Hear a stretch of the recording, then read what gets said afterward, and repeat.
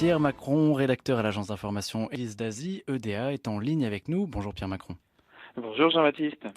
Pierre Macron, pouvons-nous revenir sur l'actualité politique du Cambodge avec vous, Pierre Macron? Eh bien volontiers Jean-Baptiste. Comme vous le savez, le Cambodge, le royaume du Cambodge, est officiellement une monarchie constitutionnelle Hmm. où, je cite, le roi règne et ne gouverne pas selon la constitution de 93. Mhm. Et l'homme fort de ce pays, c'est le Premier ministre Hun Sen, 65 ans, du PPC, le Parti du peuple cambodgien, qui dirige de facto ce pays depuis 32 ans. Hmm.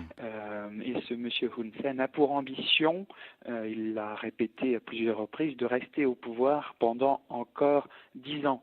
Une ambition à prendre au sérieux à l'approche des élections législatives de juillet 2018.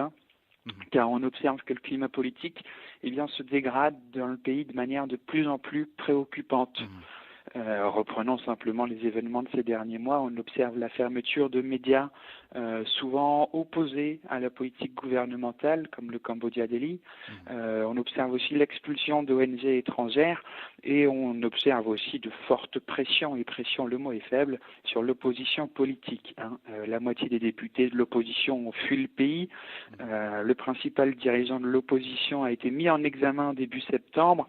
La vice-présidente du même parti a quitté le pays début octobre. La situation politique au Cambodge est pour le moins préoccupante.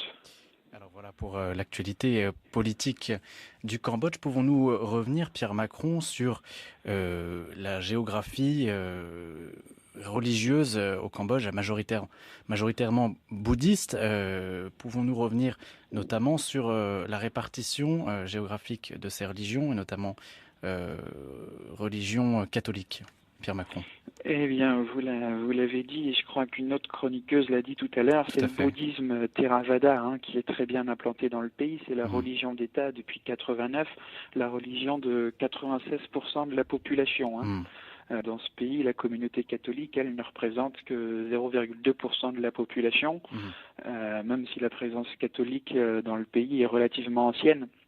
Elle date du XVIe siècle, mais il faut savoir que l'Église a été presque totalement anéantie par le régime des Khmers rouges Mhm. au milieu des années 70. Et sous ce régime, les prêtres cambodgiens et étrangers ont été tués ou expulsés du pays, les paroisses ont été rasées et les biens de l'Église confisqués.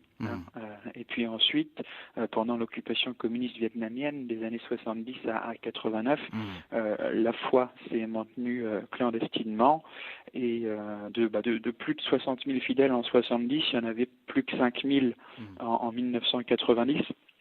Mais les années 90 marquent un tournant pour la liberté religieuse qui a été reconnue par exemple dans la Constitution en 93. En 94, le Saint-Siège et Phnom Penh établissent des relations diplomatiques. En 95, il y a l'ordination d'un prêtre cambodgien, la première depuis 22 ans. Donc l'Église s'enracine au Cambodge, elle s'enracine et elle se développe. Elle n'hésite pas à mettre en place une évangélisation intégrale pour développer l'homme dans toutes ses dimensions. Voilà. Alors voilà, concernant l'Église catholique, pouvons-nous revenir notamment, Pierre Macron, sur un événement relativement récent qui s'est déroulé du 19 au 21 septembre dernier, à savoir la fête des morts, qui est une fête nationale, mais qui a également été fêtée par les chrétiens catholiques au Cambodge, Pierre Macron. Exactement. Alors c'est le Pchumben, la fête des morts, Mhm. à l'occasion de laquelle les deux Cambodgiens ont 3 jours fériés, du 19 au 21 septembre, vous venez de le dire. Et le Pchumben, en fait, c'est le dernier jour de Kanben. C'est une fête qui dure 15 jours, Mhm.